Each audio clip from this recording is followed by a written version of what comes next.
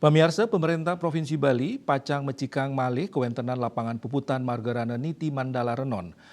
Rincikan inucap kewedar oleh penjabat PJ Gubernur Bali, Sang Made Mahendra Jaya, kesarengin sawetara Kepala Organisasi Perangkat Daerah OPD. Ring pemerintah Provinsi Bali, ritat kala nyelehin kewentenan lapangan puputan Margarana Niti Mandala Renon, ring galahe lintang. PJ Gubernur Bali Sang Made Mahendra Jaya Mausang penataan ulang lapangan puputan Margarana wantah pindah ke pemargi Sanika Buatang santukan kuentenan nyani dahat kerasayang oleh kramene.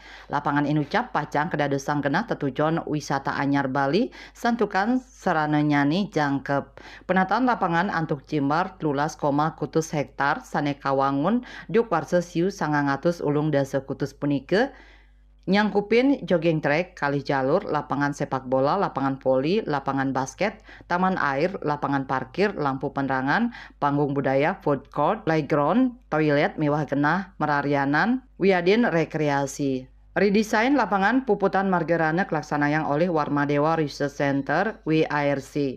Taler sampun kelaksanayang survei sane nyihnayang pengarsan krame ring penataan lapangan puputan Margarana utawi sanes lami puniki katah kabaos lapangan renon. Winata Bali Pos nguningayang.